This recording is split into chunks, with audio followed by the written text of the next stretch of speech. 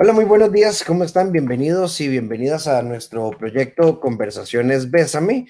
Como ustedes saben, hemos querido acercarnos a ustedes a través de una serie de contenidos y poder acercarnos, ¿verdad?, en tiempos de pandemia a temas que nos pongan en perspectiva de poder enfrentar, de poder resolver todos nuestros rollos emocionales. Y hoy, bueno, hace casi un año, un poquito menos de un año, estuvo con nosotros en Costa Rica Jesús Matos. Ustedes lo recordarán que lo tuvimos 3 o 4 veces al aire en Bésame, y además hicimos juntos una conferencia para cerrar el proyecto Engánchate a la Vida. Eh, Esto fue hacia finales de octubre del año pasado, y hoy está con nosotros desde España Jesús Matos. Bienvenido. ¿Cómo está, Jesús? Muy bien, Rafa, estoy muy contento de estar aquí contigo y en esta casa, en Bésame. Estoy muy contento.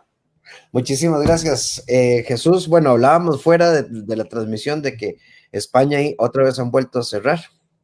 Sí, sí que es cierto que son medidas menos restrictivas, pero sí, están subiendo los casos de COVID y entonces pues hay restricciones en Madrid, sobre todo ahora mismo, y bueno, en otras ciudades también, pero en Madrid está cerrado, básicamente. Sí, Jesús, hoy vamos a estar hablando de un tema que de una u otra forma, ¿verdad? Siempre nos genera como dirían ustedes los españoles, un jaleo, ¿verdad? En la cabeza, y es Totalmente. existen o no las emociones enemigas, pero ¿cómo van a decir que hay emociones que no son complicadas? Y cuando yo me enojo, pierdo la paz y quiero mandar a todo mundo a la porra, ¿verdad? No le quiero hablar a nadie, me pierdo, cambio, rompo relaciones y empiezo realmente a perder el norte. Y hoy nuestra conversación es esta: las emociones negativas, no existen. Todas nos benefician, pero ¿cómo puedo beneficiarme yo del enojo, de la tristeza, de la preocupación? ¿Cómo puedo beneficiarme yo de emociones que a veces no quisiera sentir? Porque a mí me gustaría vivir en un mundo así, Pinky Promise, ¿verdad? Eh, y que todo funcione. Claro, es un mito esto de que hay emociones positivas y emociones negativas. Lo que sí que hay son emociones agradables y emociones desagradables. Pero absolutamente todas, todas, todas tienen una función y todas son útiles. Es decir, lo podemos ver muy fácil. A nadie nos gusta sentir dolor físico, pero si no sintiésemos dolor físico, pues si nos cortamos con un cuchillo cuando estamos haciendo la comida, si no sintiésemos dolor, no pararíamos de cortar, como si dijésemos. Entonces, esto es básicamente lo mismo a nivel emocional, ¿no? Y entonces, pues emociones tan difíciles muchas veces de experimentar, como puede ser la tristeza, como puede ser la ira, la ansiedad, el miedo, pues nos ayudan a adaptarnos. Porque ¿qué sentido tendría el sufrir una injusticia o un abuso y no enfadarnos o no enojarnos, ¿no? Como dicen allá?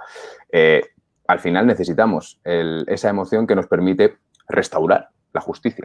Por ejemplo, el caso de la ira. Jesús, cuando una persona dice, es que simplemente yo no manejo mi enojo, ¿Mm? simplemente yo soy explosivo, ¿Mm? y yo no creo que eso me traiga ningún beneficio. De hecho, he roto un montón de relaciones, ¿verdad? No administro los celos, ¿verdad? Y no tengo filtro. Yo digo las cosas como las pienso y al final eh, no está bien, pero yo no lo puedo controlar. Sí, el yo soy así, ¿no?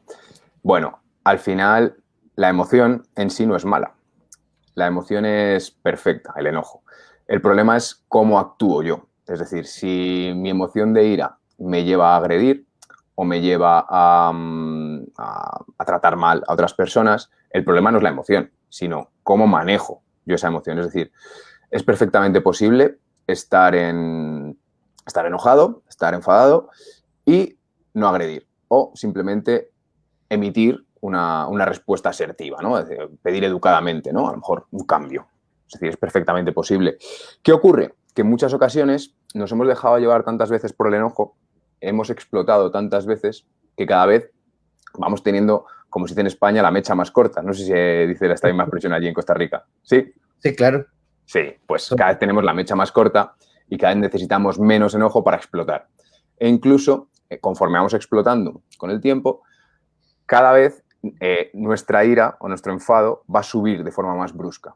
Entonces, lo que nos va a pedir el cuerpo va a ser precisamente eso que sabemos hacer, explotar. Lo mismo ocurre con el miedo, con la tristeza y con la alegría, con todas. ¿En qué momento yo controlo el enojo? En qué momento yo puedo, ¿verdad?, empezar a modificar mis patrones de enojo? Pues en el momento en el cual primero entiendes la emoción, eres capaz de saber que estás enojado. En muchas ocasiones ni siquiera nos paramos a saber que lo que sentimos es enfado, sino simplemente nos dejamos llevar por ello.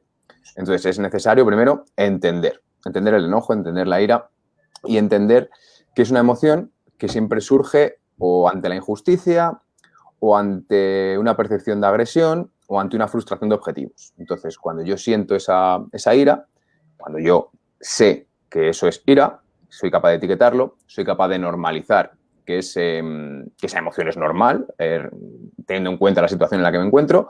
Si yo analizo qué está ocurriendo, es decir, vale, estoy experimentando una injusticia y mi emoción lo que me está pidiendo es que yo restaure esa justicia. En muchas ocasiones no voy a poder, porque no va a estar en mi mano, pero en otras ocasiones sí. Entonces, si yo soy capaz de, en lugar de dejarme llevar por esta ira, por este enojo, y no explotar, y entender que probablemente lo que me lleve a restaurar la justicia es una conducta alternativa, como por ejemplo pedir educadamente lo que necesito, ¿no? Rafa, que tú eso sabes mucho cuando hablas de relaciones y de amor, pues al final, poco a poco, voy a ir entendiendo que mi ira me ayuda, lo que no me ayuda es la explosión. Y que esa ira la puedo canalizar para emitir una conducta distinta o pedir algo de forma educada, por ejemplo. Hay muchas emociones en el espectro, ¿verdad? Me gusta el concepto agradables o desagradables, ¿verdad? Hay muchas emociones en el espectro, pero no sé si en España suelen decir, ¿verdad? Pero bueno, es que los Matos siempre han sido personas difíciles, los Ramos siempre han sido personas complicadas. Sí. ¿Existe un ABC para empezar a romper esas programaciones mentales en las que siempre he dicho, es que al final me transformé en una persona tan complicada como mi mamá, tan complicado como mi papá? O sea, ¿cómo empiezo yo a desgranar la mazorca y entender el proceso? Claro, al final, bueno, pues como todo en esta vida, somos mezcla de genética y de experiencia, ¿no? Entonces, es probable que si nos hemos criado en una casa en la cual pues, se manifestaba abiertamente la ira, es probable que hayamos aprendido a actuar de esta manera. Pero bueno, al final lo que tiene el ser humano es que es consciente de sí mismo y no es consciente de que una conducta que está dando a lo mejor, o sí, una respuesta que está dando ante una situación no es la mejor. Entonces, cuando nosotros somos conscientes de eso, como tú bien dices, podemos aprender a reprogramarnos. ¿Cómo se reprograma a alguien o cómo modifica su capacidad de gestión emocional? Primero, dedicándole tiempo y esfuerzo. Tenemos que tener en cuenta que luchamos contra una programación probablemente de años. Entonces, necesitamos poner el foco ahí. Después, aprender a no reaccionar o a reaccionar de otra manera. Por ejemplo, en la ira, ¿no? Es relativamente común, por ejemplo, cuando estamos atascados, ¿no? en el tráfico, es muy común escuchar a la gente pues insultar, agredir verbalmente. ¿Qué ocurre? Si yo cada vez que estoy en la carretera hago esto, lo que decíamos antes, el cuerpo me va a pedir todos los días que haga esto. Entonces, ¿qué tengo que hacer? Empezar a dejar de hacerlo. ¿Y qué va a ocurrir? Que voy a notar la emoción y cómo sube la emoción. ¿Por qué? Porque al final no estoy dando la respuesta que me pide mi cuerpo hacer, que es la que he aprendido a hacer. Pero si yo entiendo que esa respuesta no me lleva a nada más que a enfadarme todavía más o a enojarme todos los días por la mañana, si yo aprendo a dejarlo pasar, a distraerme, a manejar el pensamiento, a cambiar ese pensamiento, por ejemplo, seguramente cuando estoy en un atasco con el carro, voy a pensar que esa persona me ha hecho algo adrede porque soy yo. No, generalmente no. Simplemente si yo empatizo con esta persona, pues seguramente esta persona ha hecho lo que ha hecho porque lo ha tenido que hacer o porque no le queda más remedio. Entonces, esto nos ayuda a relativizar las cosas, ¿no? Y poquito a poco, si nos vamos dando cuenta de estas cosas, nos vamos reprogramando a largo plazo. Jesús, hay una persona que nos envía esta consulta en privado.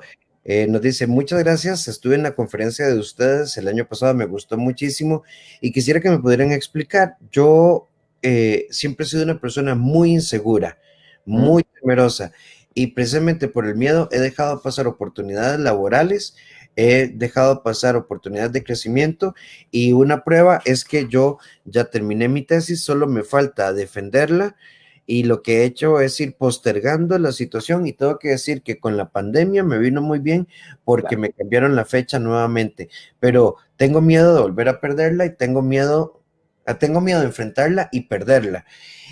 Jesús, esto es el enojo y el miedo. Claro. Bueno, si esta persona estuvo en la conferencia, sabrá que yo también. Me ha pasado mucho esto. El miedo, al final, es una emoción que aparece cuando percibimos peligro y lo que nos pide es huir. Entonces, ¿qué está ocurriendo? Que estamos huyendo, estamos postergando, estamos no afrontando la situación. ¿Qué ocurre? Que ese miedo cada vez va a ser más grande. ¿Y qué ocurre respecto a la inseguridad? Si yo al final no me enfrento a las situaciones, no le explico a mi cerebro que sí que soy capaz, no tengo experiencias, la memoria, que me vayan demostrando que he sido capaz, al final el patrón de pensamiento va a tener que ver con inseguridad. ¿Y qué va a ocurrir? Que al final, si yo establezco y me dejo llevar por este patrón de pensamiento, lo que voy a seguir haciendo es dejar pasar oportunidades. Entonces, ¿qué podemos hacer? Afrontar. Es decir, ¿qué hacen las personas seguras que no hacen las inseguras? Seguramente, si lo viésemos desde fuera, actúan. Es decir, eh, no se dejan llevar por esos pensamientos de poca valía, generalmente, sino, aunque los tienen, y todos tenemos pensamientos de no soy capaz, no soy suficiente, todos los tenemos en algún momento de nuestro día a día, las personas seguras no les hacen caso y se enfrentan. Sí, yo soy una persona que tengo muchísimo miedo a hablar en público, por ejemplo, pero intento enfrentar. Jesús, pero ese es un gran puntazo, o sea, generar experiencia previa para la administración de nuestras emociones, pero típicamente, y algo que ha sido bueno, vos somos amigos y seguimos nuestras líneas de trabajo, yo siempre digo un poco en broma, pero realmente en serio, o sea, es que vivimos así como dormidos, esperando decir, no, todavía no, necesito esperar. O sea, pero resulta que cuando decido enfrentar una emoción, el miedo o lo que sea, me va mal. O sea, a veces me va como un rabo. Y Claro. entonces, en lugar de entender qué fue lo que estuvo mal, entonces empieza la otra parte. Ve, yo sabía que me iba mal. O sea, en mi casa de por sí nadie ha estudiado. O sea, ¿cómo yo podía pretender esto? Y empieza toda esta estructura de comandos, de programaciones, que al final, pues yo creo que las utilizamos como una justificación, pero llega un momento en el que se transforma en una verdad. Claro. Y está esa voz interna que te dice, pues no podés, Jesús, date cuenta, ya te fue mal una vez, ya te fue. Entonces, ¿cómo voto yo ese muro? Claro, esto es lo que llamamos en psicología la profecía autocumplida, ¿no? El lunes tengo un examen, voy a suspender. ¿Qué hago el fin de semana? No No estudio, estuve. porque como voy a suspender, entonces esto es lo mismo, en realidad. Muchas veces las emociones funcionan como si fuese un vaso. Se va acumulando, no las enfrentamos, cada vez hay más, y cuando decido enfrentar, claro, me viene la riada de agua y me lleva. Es lógico. Entonces, lo que tenemos que hacer probablemente es jerarquizar la gestión emocional y empezar por situaciones que sean mucho más fáciles. A lo mejor es mucho más fácil gestionar el miedo en situaciones mucho más cotidianas, pequeñas cosas que no hacemos, ¿no? Y poquito a poco iremos enfrentando situaciones más difíciles. Luego viene la segunda parte, lo que tú contabas, ¿no, Rafael? No he sido capaz o es que cómo se me ocurre, si soy tonto, etcétera, etcétera, etcétera.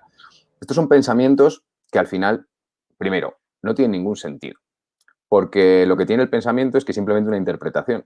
Y el mayor problema que tenemos en esta sociedad es que nos creemos lo que pensamos. Entonces nos sentimos como si eso que estuviese pasando por nuestra mente fuese realidad. Es decir, que yo me diga a mí mismo que soy tonto no me va a hacer menos inteligente objetivamente. Es decir, va a ser independiente mi pensamiento de la realidad.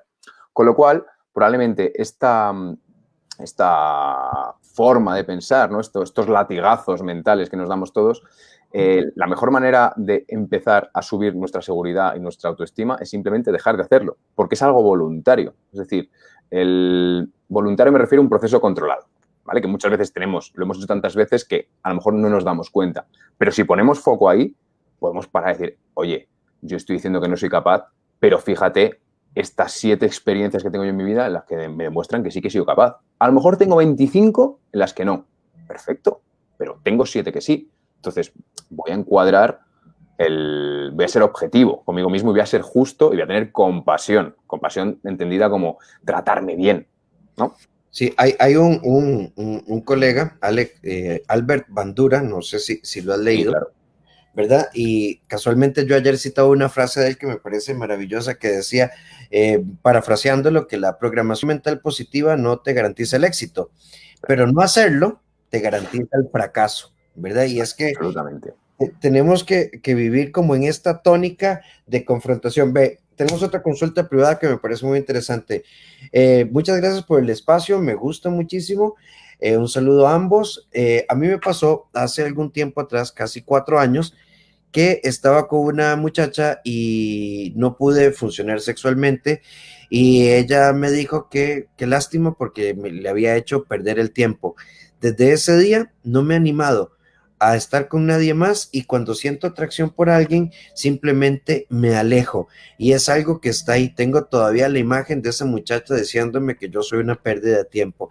Qué poderosas son las imágenes mentales cuando simplemente pensamos que no funcionaste por mil razones: cansancio, alcohol, estrés, tensión, esa presión que tenemos los hombres de que nos toca, ¿verdad? Cumplir lo que sea. Pero también hay otra lectura: qué muchacha más insensible, qué feo y qué pereza estar con alguien tan cruel, ¿verdad? Totalmente, totalmente. Y al final, pues es eso, ¿eh? Este tipo de experiencias, que al final son muy emocionales, son capaces de grabarnos a fuego en el cerebro, ¿no? Este miedo a esa experiencia en concreto, y después lo que hacemos es generalizarlo a todo el universo de chicas que puede conocer, ¿no? Esta persona. Entonces, al final, si nos damos cuenta, lo que está mandando en su forma de actuar no es ese hecho, sino es el recuerdo que tiene de ese hecho. Y probablemente lo que tú dices, Rafael, las causas por las cuales no funcionó pueden ser miles y miles y miles y miles. Y esto es natural en todos los hombres. Y lo que ocurre es que al final también los chicos estamos sometidos a una cultura de tener que ser el macho siempre, siempre cumplir y ser perfectos, ¿no? En este sentido. Al igual que luego que lo tienen las chicas en otros aspectos, probablemente. Pero al final estamos luchando contra una serie de imposiciones, una serie de reglas autoimpuestas o impuestas socialmente, pero que compramos, que al final no tienen ningún sentido. Al final, pues, el acto sexual, ¿no? Pues es algo que tiene que ser divertido, ¿no? Y que tiene que expresar un cariño, un amor, una conexión emocional, sexual, intelectual, al final, y no este tipo de experiencias que no es lo normal estadísticamente, ¿no? Sí, de hecho esta chica Juliet nos dice, bueno, un saludo a todas las personas que están conectadas en Costa Rica, a Sonia que está en Chicago, desde Massachusetts también tenemos conexión y a Adrián que nos está escuchando desde México y a Calixta que nos escucha en Massachusetts. Muchísimas gracias. Eh, Juliet nos dice, muchas veces se enfrenta el problema, pero el mismo miedo hace que olvidemos lo que vamos a decir y nos quedamos pegados porque no hacemos coincidir las pocas palabras que decimos. Jesús, yo no sé si yo te compartí a vos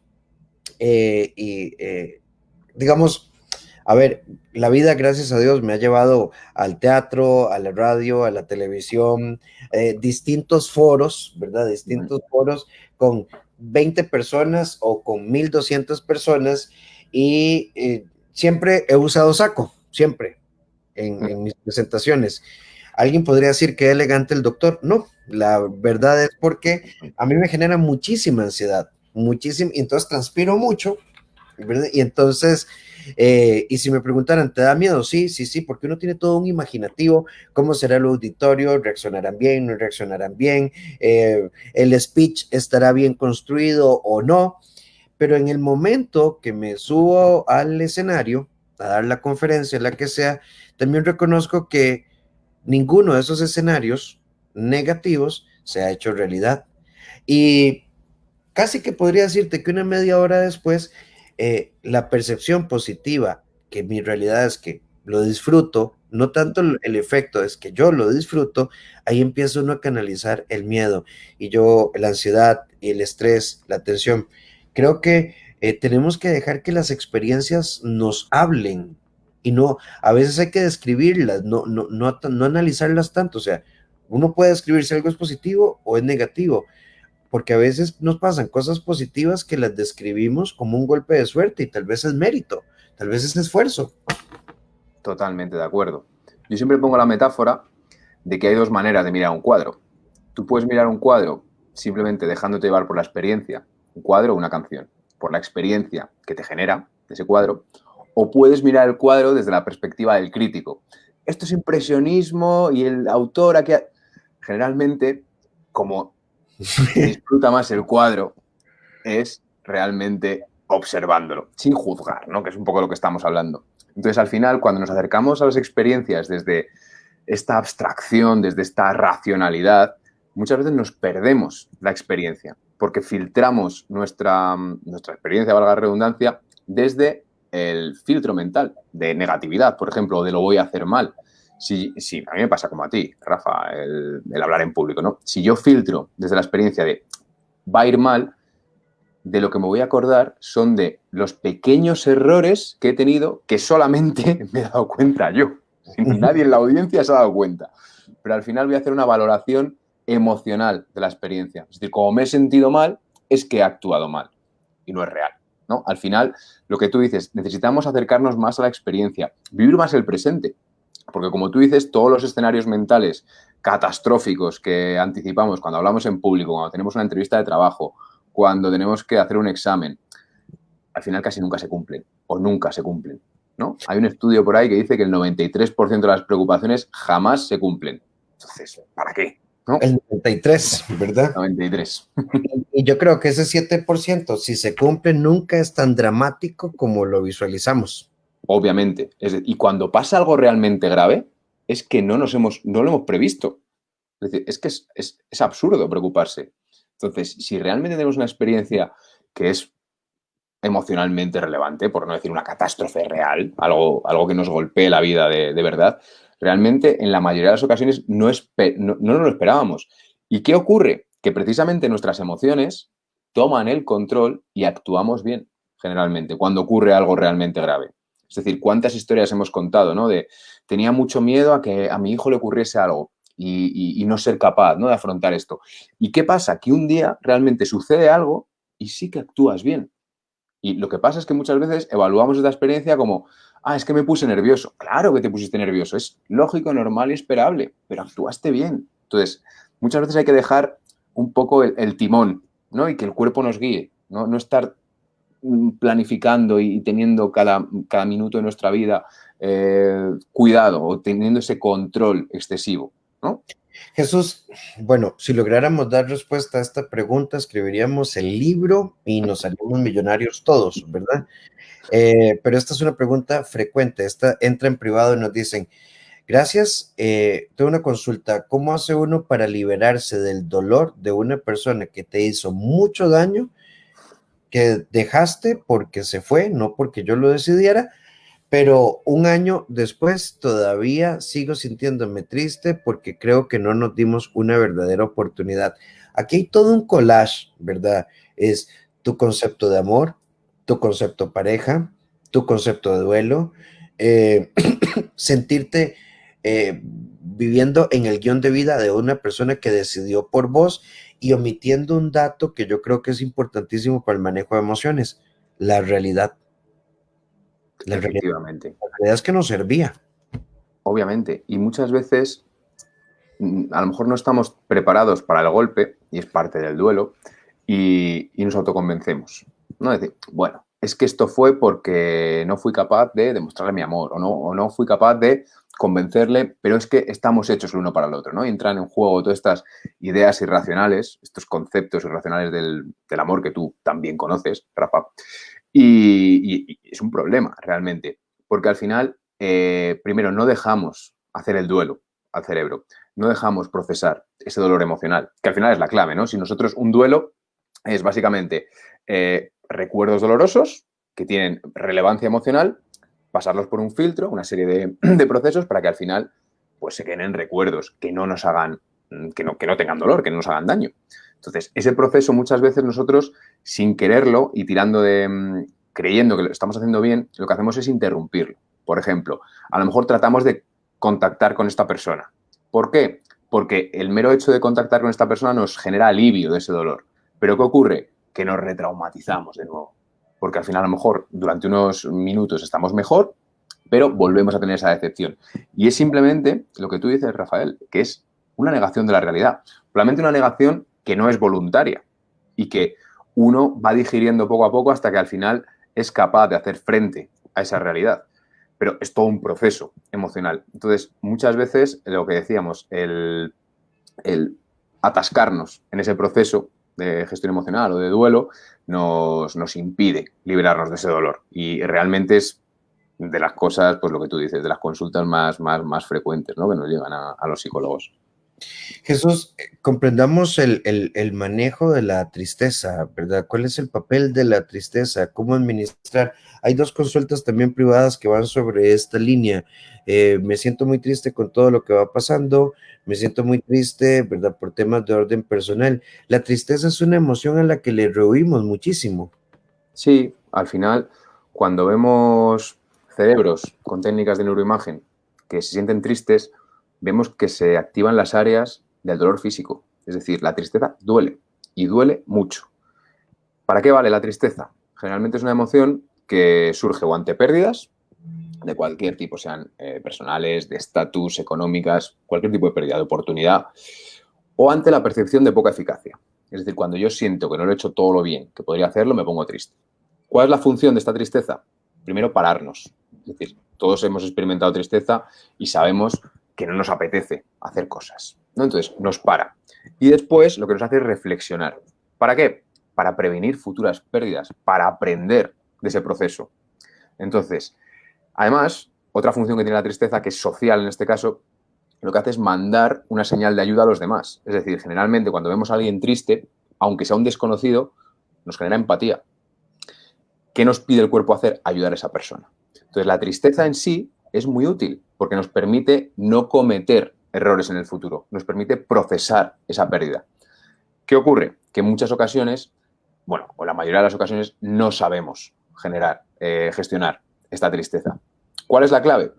Yo creo que una de las claves, primero, es fomentar actividades agradables, es decir, no hacer tanto caso a nuestra tristeza que nos pide parar, pero no parar completamente, sino parar determinadas actividades que todavía no estamos preparados para hacer. Pero sí que nos tenemos que focalizar en el ocio, por ejemplo, en el ejercicio físico, quedar, estar con gente. Es decir, recordemos que una de las funciones de la tristeza es generar empatía, entonces apoyémonos en los demás. Y después manejar todo esto que estábamos hablando, este tipo de pensamientos y patrones mentales que nos hacen sufrir muchísimo. Entonces, contrastar esos pensamientos con la realidad. Realmente, si yo me estoy metiendo en un bucle de menosvalorándome, al final tendré que contrastar con esa realidad, ¿no? Entonces, poquito a poco esa es la forma, ¿no?, de gestionar la tristeza. Sí, nosotros tenemos que ver las emociones como a todos los que nos escuchan, como de esta óptica. Esto es como cuando uno está en la autopista. Bueno, aquí decimos pista, cuando estás en la pista y querés cruzar y a los 300 metros está el puente peatonal. Pero a uno le da pereza caminar el puente peatonal y entonces uno está ahí parado y pasa un carro, ¿verdad? Por acá y vienen los otros y entonces al final uno decide irse al puente peatonal. Podríamos decir porque es lo correcto, porque es la norma, porque es lo educado en términos de educación vial. No, es porque el miedo nos dice, Claro. te van a aplastar, ¿verdad? Si Eso es. el miedo es una emoción que tiene todo un proceso de reflexión. La tristeza, por ejemplo, a mí me choca un poco esa frase, Jesús, de nadie sabe lo que tiene hasta que lo pierde. Yo, yo creo que es una visión muy injusta, porque yo creo que nosotros podemos valorar las cosas no por dolor, las podemos valorar por satisfacción, las podemos valorar por alegría, las podemos valorar por paz. Entonces, si escogiéramos las emociones como maestras, tendríamos menos líos y podríamos permitirnos llorar, Absolutamente. permitirnos enojarnos sin tanta complicación. Totalmente de acuerdo. Totalmente de acuerdo en todos los puntos. Primero, lo que decíamos, ¿no? Las emociones nos guían. Nos guían y después esa frase que ha hecho tanto daño, ¿no? Nadie valora lo que tiene hasta que lo pierde.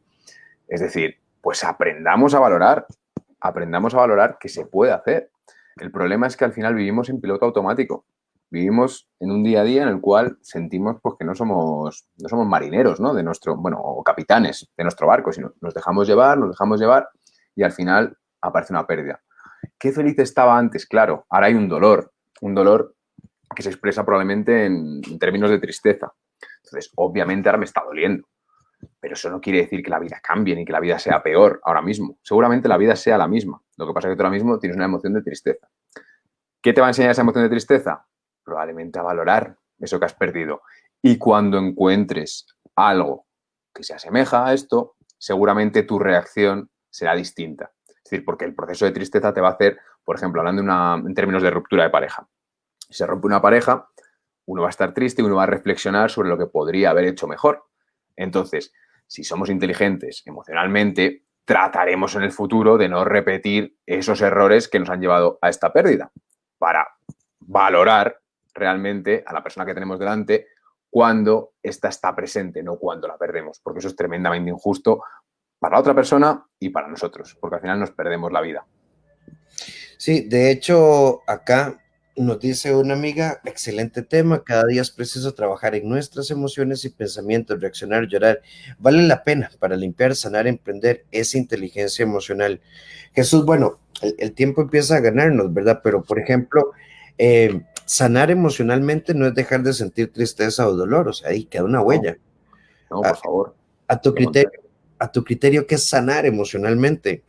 Sanar emocionalmente para mí es que cada emoción cumpla su función. Es decir, que yo sienta miedo cuando realmente hay peligro, que yo sienta tristeza cuando realmente hay una pérdida, que yo sienta enojo o ira cuando realmente hay una injusticia. No que mis pensamientos, mi patrón de pensamientos me generen falsas alarmas, que al final es lo que está ocurriendo, ¿no? Que son falsas alarmas. Las emociones podríamos considerarlas como alarmas, ¿no? Guías de actuación. Lo que ocurre es que en muchas ocasiones aparecen y no son necesarias. Es lo que llamamos emociones no adaptativas. Como por ejemplo, pues el hecho de tener miedo a hablar en público, ¿no? Hablar en público al final es algo que en sí no es peligroso para nuestra vida. Puede ponernos en peligro el estatus, ¿no? Pues sí, hacemos el ridículo. Pero bueno, si no tiene cierto manejo, normalmente no ocurre. Pero ese miedo, al final, si yo me dejo llevar por él, se va a convertir en un problema. Pero si yo tengo el miedo justo y necesario para estar rápido en una conferencia, estar alerta para saber guiar un tema, por ejemplo, o si me quedo en blanco, ese miedo me está ayudando. Entonces, para mí, sanar emocionalmente es que cada emoción cumpla su función. Sería eso. Que cada emoción cumpla su función. Jesús, ¿no tenés por ahí a mano tu libro para mostrarlo? ¿Verdad? Este es el segundo libro de Jesús Matos, un curso de emociones. Ya está en Miami y para los que están en Costa Rica lo pueden pedir a través de Librería Internacional. Y además, el otro libro tuyo, el primero, me gusta muchísimo. Es más, ese lo tengo acá, ¿verdad? Buenos días, la alegría, porque creo que de una u otra forma tenemos que aprender a gestionar emociones. Entonces, este libro de Jesús también es una antesala, ¿verdad? De un curso digital que vos vas a dar a aquellos que dicen, miren, es que yo vivo clavado en la tristeza, a mí todo me estresa, yo no olvido, vivo pegado en el resentimiento. Yo creo que el libro, un curso de emociones, es para ustedes. Exactamente, es decir, al final es una guía paso a paso, ¿no? Para ir aprendiendo todos los pasos que necesitamos para gestionar emociones y que bueno, que por un lado es todo lo que he aprendido a nivel técnico, ¿no? Durante todos estos 15 años ya de ejercicio o de contacto con la psicología y por otro lado también de historia personal, ¿no? De todas las gestiones emocionales que me ha tocado vivir en este tiempo. Jesús, profundamente agradecido, gracias por sacar el ratito y a los que se conectaron, bueno, habitualmente nos conectamos a las 8 de la noche, pero bueno, para poder hacer eso tendrían que ser, son las 3 de la mañana en España, pues se hace un poco difícil, pero el próximo jueves 15 tenemos otro conversatorio Bésame con un autor que yo personalmente admiro mucho, Walter Dressel, uruguayo, autor de decenas de libros, estará con nosotros y vamos a hablar de uno de sus libros, La vida, un sueño posible, para que te conectes. Sería a tus 8 de la, no, a las 5 de la tarde, hora España, Ah, pues ese sí que lo veo. ¿verdad? Sí que lo veo, Rafa. Y será a las 9 de la mañana, hora de Costa Rica. Jesús, agradecidísimo. El sentimiento es mutuo. Rafael, ya lo sabes. Ya lo sabes. Así que les dejamos a todos ustedes esta pequeña cápsula sobre gestión emocional y los invitamos a buscar el libro de Jesús Matos en un curso de emociones. Creo que está en Amazon también. Sí, está en Amazon. Llega tarde, pero llega a Costa Rica. Bueno, pues muchísimas gracias, Jesús. Un abrazo y a todos ustedes, muchísimas gracias y buen provecho porque acá es la hora del almuerzo y en España es la hora de la cena. Efectivamente. Un abrazo muy fuerte, Rafa, a ti, a todo el equipo y a todos los que nos están viendo. Muchísimas gracias. Chao. Hasta luego.